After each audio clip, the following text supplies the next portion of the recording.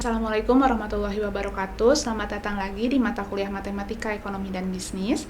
Nah, di pertemuan kali ini kita akan membahas mengenai diferensial ya, atau yang disebut juga dengan turunan. Nah, di dalam turunan ada aturan-aturan tertentu ya untuk menurunkan dari setiap fungsi yang ada nanti di dalam contoh soal. Nah, oleh karena itu mari kita mulai. Sebagai informasi yang pertama, yaitu berkaitan dengan penurunan fungsi ya. Nah, fungsi di sini misalnya Y sama dengan Fx ya. Nah, untuk penurunan atau diferensial itu biasanya disimbolkan dengan dy per dx ya. Atau bisa juga dengan F aksen X atau Y aksen ya. Nah, untuk aturan yang pertama adalah terkait konstanta. Nah, jika persamaannya hanya konstanta saja, misalnya Y sama dengan A, maka ini diturunkannya sama dengan 0 ya, karena dia tidak memiliki variabel gitu ya. Nah, lalu aturan yang kedua. Aturan kedua ketika persamaannya Y sama dengan Fx, itu sama dengan Ax pangkat N.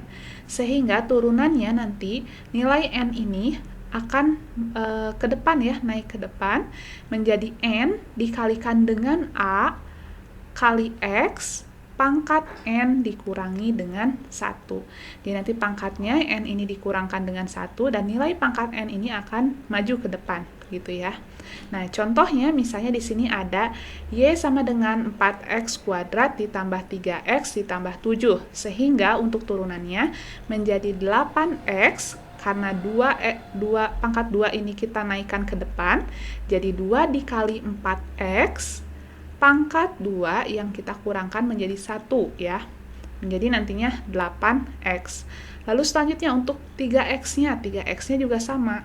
Di sini x-nya adalah pangkat 1 ya. Jadi yang dimajukan ke depan adalah pangkat 1. Jadi 1 kita kalikan dengan 3x pangkat 1 dikurangi 1. Sehingga nanti persamaannya akan menjadi 8x plus 3. Nah, 7-nya ini adalah konstanta, sehingga ketika diturunkan akan menjadi 0 ya. Oleh karena itu tidak diinputkan ke dalam fungsi turunannya ya. Nah, ini adalah aturan yang kedua. Lalu selanjutnya aturan yang ketiga, yaitu jika Y sama dengan U plus minus V ya, di mana U-nya itu adalah Fx-nya dan V-nya itu adalah Gx-nya. Ya, jadi nanti untuk turunannya, nanti kita turunkan satu persatu. U-nya kita turunkan dan juga V-nya kita turunkan juga. Nah, di sini contohnya ada tentukan nilai dy per dx pada tingkat harga x sama dengan 2 jika y sama dengan u ditambah v ya. Nah, pertama-tama di sini ada persamaan u ya. U itu adalah x kuadrat plus 5x dan juga v yaitu 3x min 2. Nah, tinggal kita turunkan dari kedua persamaan ini. Sehingga turunan untuk persamaan yang pertama, di sini ada U sama dengan X kuadrat plus 5X ya. Kita turunkan menjadi U aksen gitu ya. Berarti pangkat 2 ini maju ke depan ya, menjadi 2 dikali 1X pangkat, nah awalnya pangkat 2 berarti pangkat 2 dikurangi 1 ya. Sehingga menjadi 2X. Nah, lalu selanjutnya untuk 5x ini juga sama. 5x itu adalah pangkatnya 1 ya, kalau tidak ada penulisan pangkatnya. Berarti 1-nya ke depan menjadi 1 dikali 5 x pangkat, tadi sudah pangkat 1 ya, berarti pangkat 1 min 1 sehingga menjadi plus 5. Sehingga untuk turunan dari fungsi U itu menjadi 2x plus 5. Begitupun untuk V. Untuk V berarti 3 aja ya. Kenapa 3? Karena untuk 3x itu pangkat 1 ya, satunya ke depan. Jadi 1 dikali 3, x pangkat 1 min 1 ya, jadi 3. Sedangkan minus 2-nya adalah konstanta ya, jadi sama dengan 0, sehingga tidak perlu dituliskan. Nah, setelah itu baru kita jumlahkan nilai U aksen dan V aksen ini ya. Jadi 2x kita tambahkan dengan 5, kita tambahkan dengan 3 ya, sehingga nanti menjadi 2x plus 8. Nah, setelah itu ketika misalnya pada waktu x sama dengan 2, nih kita substitusikan menjadi 2 dikali 2, karena x-nya 2 juga, ditambah 5 tambah 3, atau bisa juga langsung ditambah 8 gitu ya. Nanti diketahui ternyata pada waktu x sama dengan 2, ya nilai y aksennya atau turunan y-nya itu sebesar 12. Nah, ini adalah untuk aturan yang ketiga. Nah, aturan yang keempat yaitu jika Y sama dengan U dikalikan dengan V, ya. Maka nanti turunannya seperti ini ya, turunannya. Jadi nanti U aksen kita akan kalikan dengan V, setelah itu kita tambahkan dengan U, kita kalikan lagi dengan V aksen. Jadi terlebih dulu kita harus mencari dulu berapa U aksennya dan berapa V aksennya, atau turunan U-nya dan juga turunan V-nya.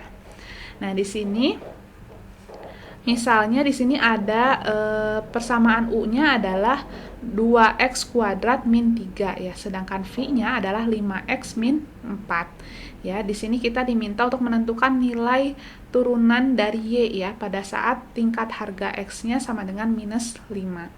Nah, jadi kita harus mengkalikan ya, mengkalikan U dan V ini. Pertama-tama kita turunkan dulu nilai U-nya. Nilai U-nya kalau diturunkan seperti tadi ya, 2 dikali 2 X pangkat 2 min 1 menjadi 4X ya untuk U-nya. Nah, lalu untuk V-nya menjadi 5 ya, karena pangkatnya 1 ya. Nah, setelah itu baru kita masukkan aturan keempat ini ya. Dimana kalau Y sama dengan U dikalikan dengan V, maka untuk turunan Y-nya akan menjadi U aksen dikalikan dengan V, ditambah U dikalikan dengan V aksen. Jadi tinggal kita ikuti rumus ini. U aksennya 4X, kita inputkan 4X, kita kali dengan V-nya. V-nya adalah persamaan yang belum diturunkan ya, yaitu 5X min 4. Setelah itu kita tambahkan dengan U yang belum kita turunkan ya, persamaan U-nya yaitu yang ini, 2x kuadrat min 3. Setelah itu kita kalikan dengan V aksen. V aksennya adalah 5 ya. Setelah itu kita lakukan perkaliannya ya dan penjumlahannya sehingga nanti diketahui persamaannya untuk turunan Y itu adalah 30x kuadrat min 16x min 15 ya. Nah, pada saat X5 berapa? Ya kita tinggal inputkan X-nya menjadi 5. Maaf, minus 5 ya di soal. Menjadi minus 5. Nah, ini untuk aturan yang keempat. Aturan yang kelima yaitu jika Y sama dengan U dibagi dengan V ya. Nah, di mana U itu adalah fungsi dari fx dan juga V adalah fungsi dari gx ya. Nah, untuk mengetahui turunannya berarti Y aksen itu sama dengan U aksen dikalikan dengan V dikurangi U dikalikan dengan V aksen dibagi V kuadrat ya. Nah, V kuadrat ini berarti V dikalikan dengan V ya. Nah, di sini contoh soalnya, tentukan nilai pada tingkat harga X sama dengan 6 jika Y sama dengan U per V ya.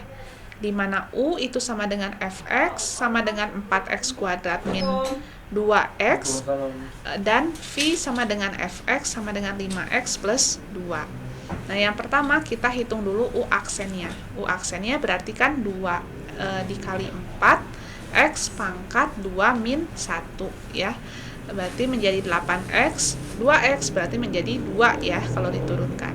Nah, selanjutnya untuk V-nya, V aksen ya, berarti 5X plus 2 kita turunkan menjadi 5.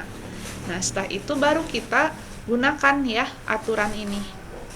Kita inputkan yang pertama-tama adalah U aksennya ya, 8X min 2 kita inputkan, dikali V ya, V-nya 5X plus 2, kita inputkan juga 5X plus 2. Lalu kita kurangkan dengan V-nya. V-nya di sini V aksen ya. V aksennya di sini 5 ya. Jadi kita inputkan 5. Lalu kita kalikan U-nya. U-nya yaitu 4x kuadrat min 2x. Kita inputkan lalu kita bagi dengan persamaan V-nya ya yang dikuadratkan. Jadi dibagi 5x plus 2 pangkat 2 ya. Nanti kita hitung gitu ya sehingga nanti diperoleh nilainya itu untuk persamaannya menjadi seperti ini ya.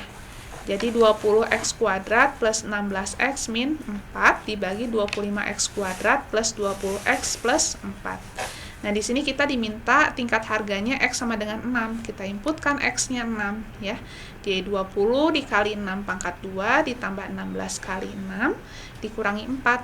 Lalu kita bagi dengan 25 dikali 6 kuadrat ditambah 20 kali 6 ditambah 4 ya. Sehingga nanti diketahui nilai gitu ya pada saat harga X sama dengan 6 itu sebesar 0,796. Aturan yang ketiga yaitu ketika fungsi berantai Y sama dengan FU, di mana U adalah fungsi dari GX ya.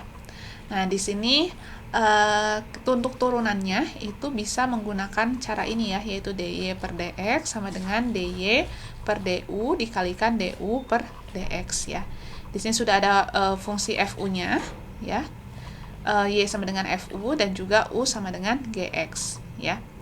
Nah, yang pertama kita turunkan dulu fungsi atau persamaan untuk DY per DU-nya ya. DY per DU berarti dari sini ya, dari fungsi yang pertama ini. Jadi 2 dikalikan 3, U pangkat 2 min 1 ya, ditambah 1 dikali 6, U pangkat 1 min 1 ya, min 0 gitu ya, 0 nggak usah dihiraukan. Jadi nantinya akan menjadi 6U ditambah 6 ya. Nah, selanjutnya kita kali dengan turunan dari DU per DX ya, dari fungsi yang kedua ini. Ya, menjadi 5 ya, karena 1 dikali 5 X pangkat 1 min 1 ya. Tambah 0 ya, karena ini konstanta. Jadi dikalikan 5 ya, sehingga nanti diperoleh menjadi 30U ditambah 30 ya. Nah, lalu selanjutnya nanti kalau misalnya U-nya ini masih dalam bentuk U ya, belum terspesifikasikan gitu kan. Nanti kita masukkan fungsi U-nya. Jadi 30 nanti itu dikalikan dengan fungsi U ini ya. Yang 5X ditambah 4 ditambah 30 ya, sehingga nanti kita kalikan dan jumlahkan sehingga diketahui hasilnya 150X plus 150 ya. Selanjutnya aturan yang ketujuh yaitu berkaitan dengan fungsi pangkat ya, yaitu Y sama dengan fungsi X gitu ya, pangkat N ya. Nah, rumusnya bisa digunakannya seperti ini ya. Ini pun sama, jadi kalau misalnya fungsinya seperti ini ya, 3x kuadrat min 7x plus 3 pangkat 8, kita pindahkan dulu pangkatnya ya, 8 dikali 3x kuadrat min 7x plus 3 pangkat tadi 8 ya, jadi 8 min 1 dikali turunan dari fungsi atau persamaan yang di dalam ini ya. Berarti dikali 2 dikali 3x pangkat 2 min 1 ya, min 1 dikali 7 X pangkat 1 min 1 ya, sehingga nanti terbentuknya 6X min 7 ya. Jadi ini adalah turunan dari persamaan yang di dalam kurung ya. Nah, jadi kalau fungsinya seperti ini, yang pertama-tama kita turunkan dulu keseluruhannya ya. Nah, setelah itu baru kita turunkan untuk fungsi yang di dalamnya gitu ya. Nah, ini adalah aturan yang ketujuh. Selanjutnya, konsep turunan yang bisa digunakan dalam ilmu ekonomi, itu yang pertama adalah ketika kita ingin menentukan fungsi dari biaya total ya, atau yang disebut juga dengan total cost, atau yang disingkat dengan TC ya. Nah, TC ini merupakan fungsi dari Q, sehingga konsep turunan bisa digunakan ketika kita ingin mengetahui biaya marginal, atau yang disingkat dengan MC ya, atau marginal cost. Nah, MC ini dapatkan dari mana? MC ini adalah turunan ya, dari TC ya, atau disebut juga dengan MC itu sama dengan DTC per DQ ya. Nah, selain itu, konsep turunan lainnya yang bisa diterapkan dalam ilmu ekonomi yaitu terkait dengan fungsi total revenue. Ya, total revenue itu adalah fungsi dari Q. Sehingga konsep turunan ini bisa digunakan untuk mengetahui penerimaan marginal atau MR ya, atau marginal revenue. Jadi ketika misalnya kita sudah mengetahui fungsi dari TR atau total revenue, untuk mencari MR-nya tinggal kita turunkan dari fungsi TR tersebut. Nah, ini adalah contoh penerapan untuk konsep turunan ya untuk ilmu ekonomi. Lalu selanjutnya kita akan membahas mengenai turunan pertama dari fungsi multivariabel ya. Nah, fungsi multivariabel ini artinya ada lebih dari satu variabel ya. Di sini contohnya misalnya ketika Y itu sama dengan fungsi dari X, Z, dan juga T ya. Nah, di sini persamaannya adalah A, X pangkat N, Z pangkat M, dan juga T pangkat H ya. Nah, kalau kita mencari turunan pertama Y terhadap X, berarti yang kita perhatikan adalah X-nya saja yang diturunkannya. Ya, sehingga nantinya kalau persamaannya seperti ini menjadi Begini ya untuk turunannya. Jadi N dikalikan dengan A, X pangkat N min 1.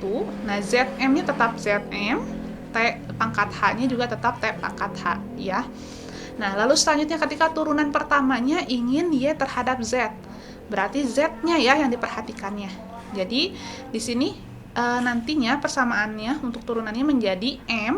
M-nya ini dari mana? Dari pangkat yang Z ya. Jadi M kita kalikan dengan A, lalu dikalikan dengan X pangkat N, tetap ya, AX pangkat N-nya. Nah, setelah itu Z pangkat M min 1 ya, karena kita turunannya terhadap Z ya. Lalu kita kalikan dengan T pangkat H ya. Begitupun untuk Y terhadap T ya. Nanti kalau ada Y terhadap T, ya kita perhatikannya nilai T-nya ya, T pangkat H-nya. Nah, ini adalah contoh untuk turunan pertama dengan fungsi multivariabel. Selanjutnya, penerapan konsep diferensial dalam ekonomi juga bisa digunakan dalam beberapa fungsi ya. Misalnya yang pertama adalah fungsi produksi Cobb-Douglas. Nah, ini adalah salah satu jenis fungsi produksi yang dikembangkan oleh Cobb dan juga Douglas ya dari Amerika Serikat pada tahun 1928. Nah, fungsi produksi itu adalah gambaran ya dari ketergantungan hasil output terhadap input yang digunakan, sehingga nanti fungsinya itu adalah Q sama dengan fungsi dari input modal atau yang disimbolkan dengan K ya, dan juga input tenaga kerja atau yang disimbolkan dengan L ya, sehingga nanti Q itu sama dengan A dikalikan dengan K pangkat alfa ya, dikalikan dengan L pangkat beta ya. Nah, ini adalah penerapan konsep diferensial yang pertama. Penerapan diferensial yang kedua yaitu berkaitan dengan fungsi utility atau yang dikenal dengan kurva inferensi ya. Nah, fungsi utility ini adalah fungsi yang menggambarkan keterkaitan ya atau hubungan di antara jumlah dua macam produk yang dikonsumsi untuk bisa mencapai tingkat kepuasan tertentu. Sehingga nanti secara matematis itu dapat disusun gitu ya atau dibentuk seperti ini ya persamaannya. Yaitu U sama dengan fungsi X1, X2 ya. Di mana X1 itu adalah jumlah barang X1 yang dikonsumsi, sedangkan X2 adalah jumlah barang X2 yang dikonsumsi. Nah, lalu selanjutnya peranan dari diferensialnya itu dari mana? Nah, peranannya itu adalah ketika kita mencari MU ya, atau marginal utility. Nah, marginal utility itu merupakan turunan dari utility-nya itu sendiri ya. Sehingga nanti misalnya di sini ada persamaan ya, di mana U itu sama dengan fungsi X1, X2, sehingga persamaannya X1 pangkat A, X2 pangkat B. Nah, ketika kita mencari marginal utility, kita turunkan persamaan dari U ini atau utility-nya ya.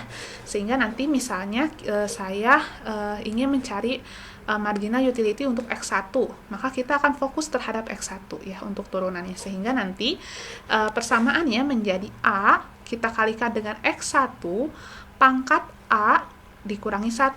Nah, sedangkan X2-nya tetap sama ya, X2 pangkat B. Karena kita mencari marginal utility untuk X1.